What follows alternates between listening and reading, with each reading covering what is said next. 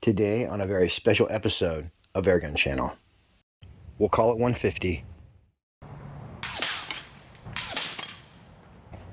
Hell yeah!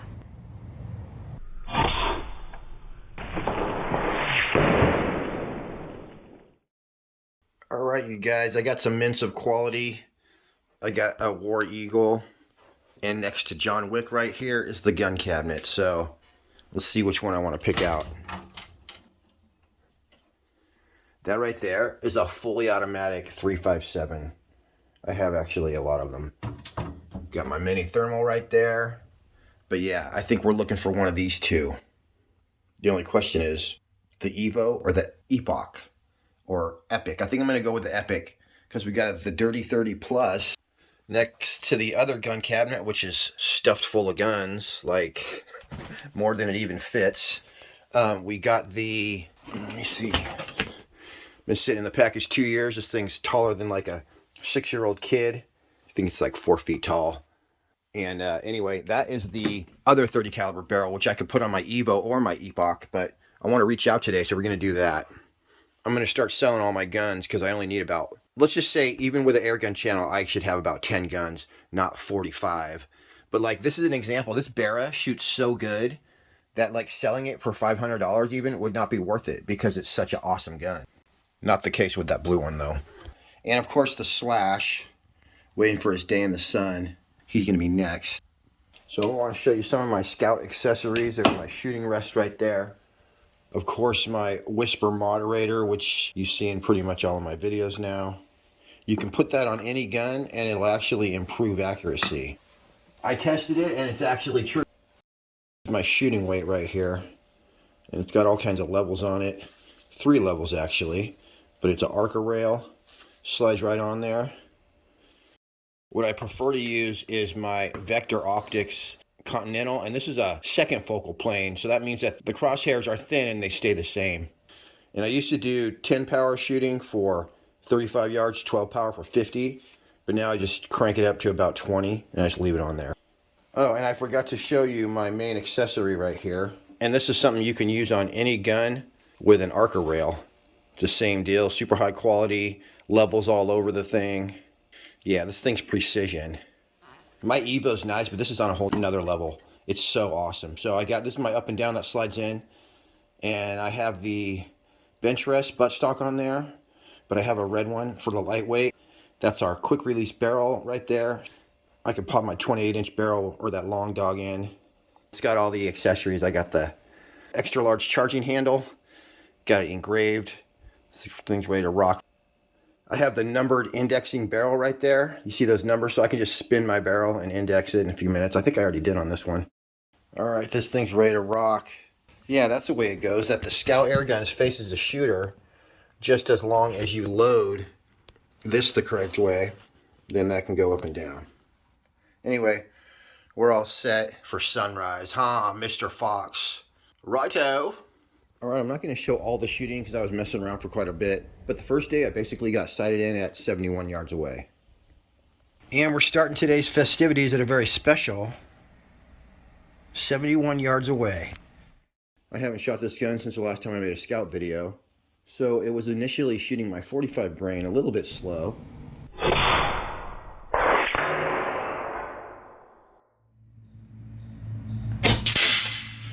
See if I can pop this bullseye off of there.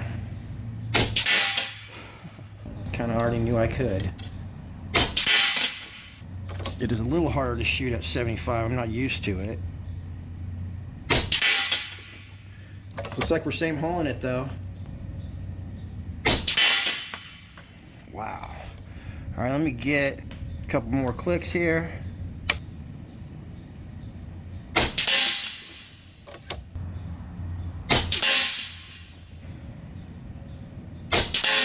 I bumped those up to full speed. They did pretty good, but I felt the 50 could do better. And then on the bottom of the gun right here is your high pressure and low pressure. So I'm just going to turn that high pressure up. Sometimes you need an Allen key, but it couldn't be easier. All right, I filled my gun up to 4,500 PSI this time, and I think it likes that a lot better. I have basically my tank pressure, and then the body of the gun pressure, but I still only have these 2 extra gauges, which are my low pressure regulator, which should be about 10% of my high pressure regulator, which I think pretty much now it is. I never learned to count, so I don't actually know. Bugaboo, does that sound about right? Hell yeah! All right, cool. Thank you. I got these 50 grains going duplicates basically at 965. Let's try an AEA 50 grain and see if they're a little faster. Usually they are. Good enough, 961. I might be able to push those a little teeny bit faster. I turned it a little bit, but we're getting these duplicates at 962, so I'm not gonna monkey around with it anymore. I think it's smart to leave it. I wasn't filming for a lot of the tuning and sighting in. My main camera actually ran out of juice, which is the one we use for the scope cam. But here's a sample of the 50 grain AEA shooting at 71 yards. Holy crap, you guys, now I see why everyone wanted these for the bench rest. Check this out, this is 71 yards away and I just did this. So I sat there and I put 3 through this hole right here. From 71 yards, you know, it looks like one hole. Actually it was like this. And on the 4th one, I went right there. And then this is part of the group, but those things were just sailing them in there like a laser at 71 yards. It was awesome. So I'm gonna do one more group real fast. Here's the official group.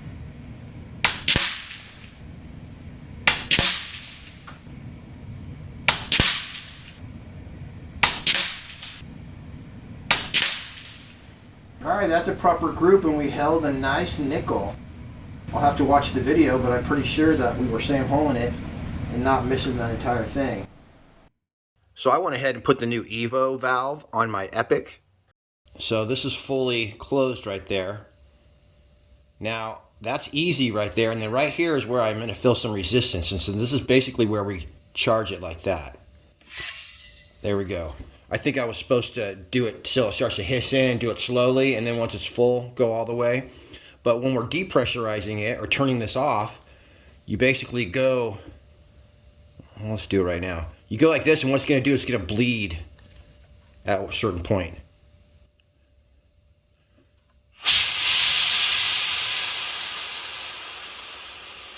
So now it just self-vented something, and now we can go all the way like that, and we're completely closed off. So that's how that works. Okay, this is going to be a little bit sideways, but I don't want to get too close to the target. All right, I'm officially set up, and we have our AEA that we're probably going to be using. I just want to shoot this one more time. We got sort of a clear morning, and I'm set up at a very special 146 yards away. We'll call it 150. And I put my parallax on a 150, so we should be all set. Drop some pellets in there. And I got actually 4,000 PSI. Powering on. Welcome to the Epic experience. Battery level 80%. All right, I think I loaded a pellet. Let's see where it hits. Oh, that was pretty low. I'm actually going to walk out there and see where it is. All right, yeah, I see right where it hit. So we're a little bit low. We're about, I'd say 2 or 3 feet low. We hit right here, and we were aiming at the top right here. So that's pretty good. And the Skout and I are getting rained on, but we don't care. We're totally fine with it. I'll show you where I hit. I hit like right about there. Ooh, that's pretty good. Wow, we just might get this. All right, see if we're on the paper. 150 yards. All right, this should go in here somewhere. We'll see. Nice. I'm just gonna go ahead and click that way. Pretty good, and why don't we just click up for the heck of it.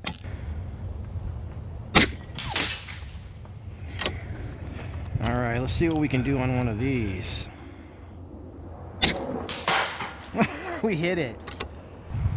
Here we go. That happens sometimes. Yep. Adjusting for windage. All right, I'm gonna hit that next can right there. Let's go like this. That one actually, I think the wind died down, so let's see here. Freaking nailing it, yo. Yeah, wow, that's cool.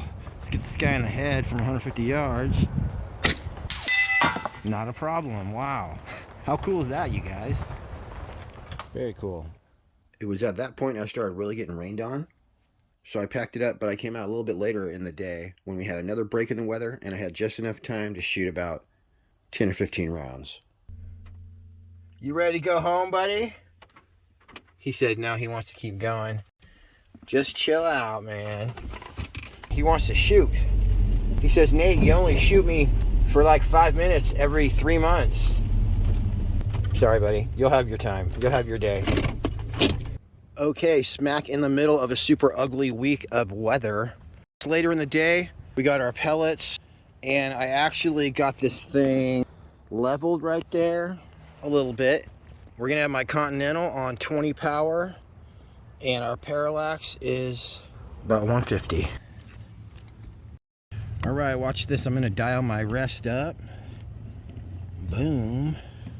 You never get super good scope cam footage once you start really zooming in there, but this is not bad. All right, I'm gonna actually take one shot up here just to see where we land. Take another one, see if we need to do our windage. I think that one landed right where the other one did. Crazy. All right, I'm gonna go right here, see what we can do on this bullseye right here. 145 yards. Takes a while to get down there.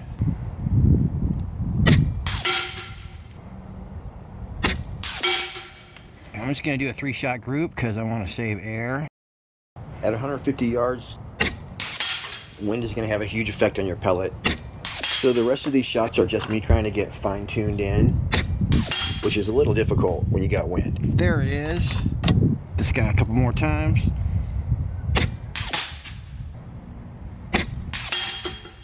That is can killing territory, you guys. I'll go one click over. It should be easy peasy. Here we go. Can number 1.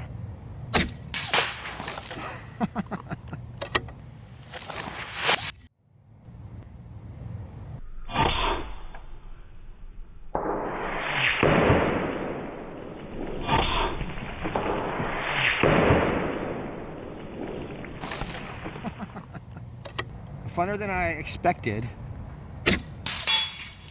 Wow. Pretty amazing.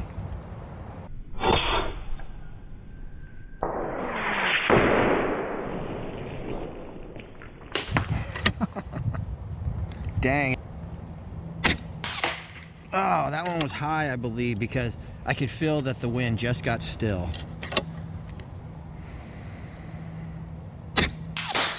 Well, I guess that's a hit. But you know what? Look, as a bonus, we'll get this guy down here. So aim a little bit low because I'm going downhill. Oh, look at that, you guys. Stinking rain. But I parked right there in the driveway, so I'm just gonna pack this back out. I think we got the footage we need. All right, you guys, that right there is my new, they call it HOTAS, hands off throttle and stick. So this is for flying fighter jets, all right? And then for civilian aircraft, I got that set up right there. And you need pedals on both of them. So anyway, that's the new flight simulator. I'm just doing the minimum right now because I don't know if I like it yet. And so far, I don't like it. It's not a game at all. It's like, if you want to fly an F-16, prepare to go to school for a while, just to learn how to get off the ground. And that doesn't even count targeting people in the air. It's nuts. And navigating and everything, it's not a game. But I play DCS, which is called Digital Combat Simulator. And then I got Microsoft Flight Simulator on there. So far, though, I hate it. And I thought some of you might find this interesting. You have to do all this in order just to start an F-16. The F-16 startup in DCS World. Battery switch to main power. JFS switch start to. Observe the RPM increase. Wait for 20% and for the SEC light to go out. Now that the SEC light is out, advance the throttle to the idle position. Close the canopy with the canopy switch. Lock the canopy. Turn on all these switches. Put the INS knob into the stored heading position. Turn on the radar altimeter, FCR, and any hard points. IFF master normal. Turn on the HUD. Uncage the standby attitude. OSB 6 to transmit link 16. Altimeter to elect to get rid of the pneumatic flag. Turn on the helmet mounted cueing system. Arm your ejection seat. Turn on the RWR. Turn on the RWR and jammer switches. Arm your chaff and flare. Countermeasure mode as required. Stores config as required. When the align is flashing or the ready light is flashing on the DED, turn the INS knob to nav. To align the HEMX, click list, M-cell, recall, Dobber right, M-cell. Align the cross with the cross in the HUD, press cursor enable, press M-cell 3 times to finish the HEMX alignment. Dobber return. Turn on the flickus bit and let the bit complete. Turn on the nose wheel steering and let's go. So I don't know if memorizing all that sounds fun to me. If that kind of thing is fun to you, tell us about it in the comments. Okay, this little guy's getting ready to go back in the gun case.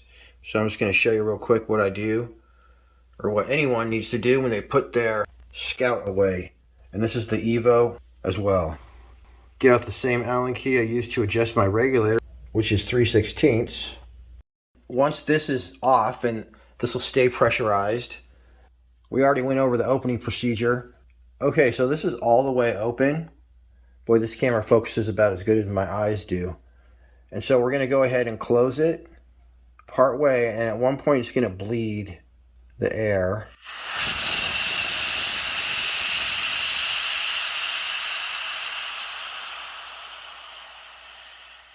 And that actually didn't go all the way, so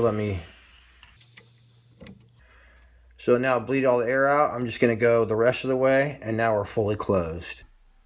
In the next Epoch 30 caliber video, we'll go ahead and put that long barrel on here, and then we'll start at 150 yards on a calm day and go from there. Also want to thank all the people that have used the Skout affiliate links since I've been making these Skout videos. So I really do appreciate that, and I don't say it enough, but it really helps keep the Airgun channel going. Alright everyone, thanks again for tuning in. Till next week, happy shooting. We'll see you on the next one.